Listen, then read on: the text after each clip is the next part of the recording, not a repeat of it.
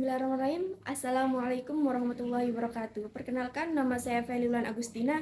Di sini saya dari Prodi Pendidikan Ekonomi semester 2 akan menyampaikan materi tentang keseimbangan pasar.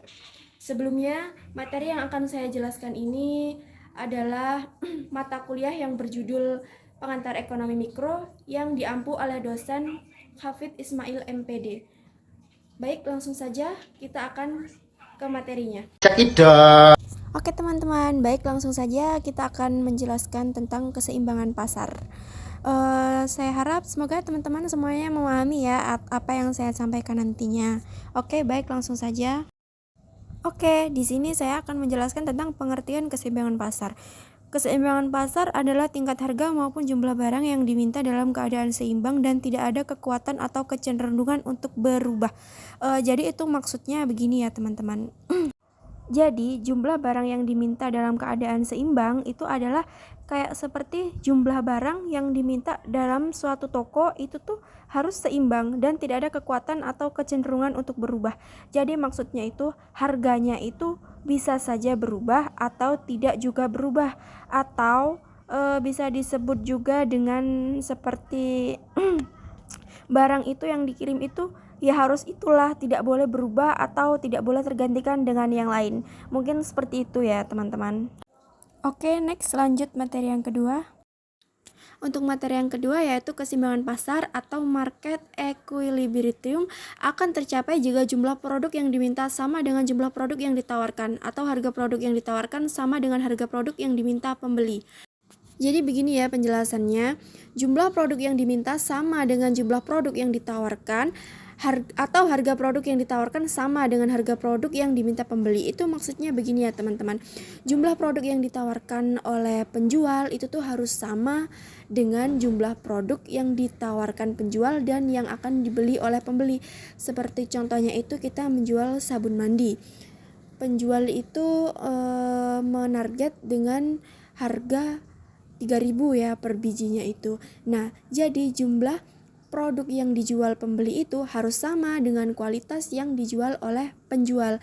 Seperti sabun mandi itu kan harganya 3.000. Nggak boleh dong kalau penjual itu menjualnya lebih dari 3.000, seperti menjualnya 6.000 atau 7.000.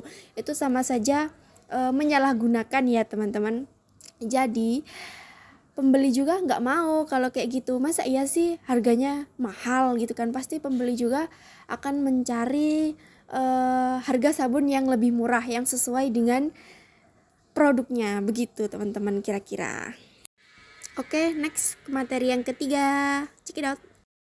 Oke, baik, kita masuk ke materi yang ketiga yaitu sehubungan dengan beberapa jenis barang yang diproduksi dan dikonsumsi oleh masyarakat banyak, pemerintah perlu menetapkan kebijakan harga dasar dan harga maksimum. Kita perlu menetapkan kebijakan harga dasar dan harga maksimum. Seperti kita menjual kedelai. Kedelai itu per kilonya semisal 10.000. Nah, 10.000 atau 12.000 lah ya kisaran. Nah, itu tuh harga dari pemerintah gitu. Nah, pemerintah tuh yang menetapkan tuh memang harga kedelai itu sedang naik segitu gitu. Nah, karena kedelai juga kan lagi mahal ya zaman sekarang. Nah, jadi itu tuh harga kedelai itu harus ditetapkan segini. Nah, gitu. Biar konsumen atau pembeli itu tuh tahu kalau oh, harga kedelai itu segini. Jadi kita tuh harus beli segini. Nah, gitu ya, teman-teman. Kurang lebih seperti itu ya teman-teman penjelasan kita tentang materi yang ketiga. Oke, next lanjut materi yang keempat. Oke, kita masuk materi yang keempat yaitu perubahan permintaan pasar dan harga keseimbangan. Harga keseimbangan dapat diartikan sebagai harga kesepakatan antara penjual dan pembeli. Itu maksudnya begini ya teman-teman, harga kesepakatan antara penjual dan pembeli itu dapat diartikan seperti kayak kita itu memperjualbelikan barang atau sepeda motor. Nah, sepeda motor itu kan diperjualbelikan tuh dengan harga yang cukup mahal ya, sekitar 10 jutaan. Nah, itu tuh pas kita memperjualbelikan barang tersebut, itu tuh harus ada kesepakatan antara penjual dan pembeli untuk menetapkan harga yang akan dibeli oleh pembeli itu tuh berapa gitu. Sekitaran penjual itu menjualnya 10 juta, tetapi pembelinya itu minta 9 juta. Nah, itu tuh kan tidak bisa kalau harus satu pihak. Jadi itu harus ada kesepakatan agar barang tersebut itu sepakat dibelinya itu dengan harga berapa, apakah 9 juta ataukah 10 juta. Nah, kira-kira seperti itu ya penjelasannya. Oke, next lanjut materi yang ke-5. Oke, di sini kita masuk materi yang ke-5, yaitu faktor yang mempengaruhi perubahan harga keseimbangan.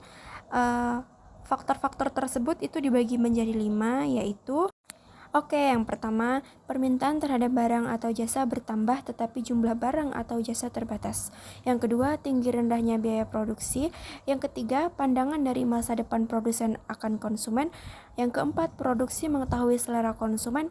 Yang kelima, penawaran terhadap barang atau jasa bertambah tetapi daya beli konsumen tetap atau berkurang. Itulah tadi faktor yang mempengaruhi perubahan harga keseimbangan.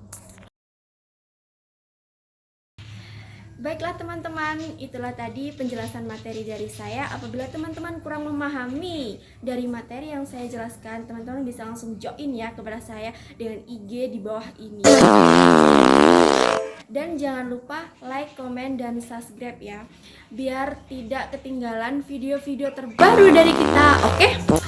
Sebelumnya saya mohon maaf apabila ada salah kata. Saya akhiri. Wassalamualaikum warahmatullahi wabarakatuh. Dadah.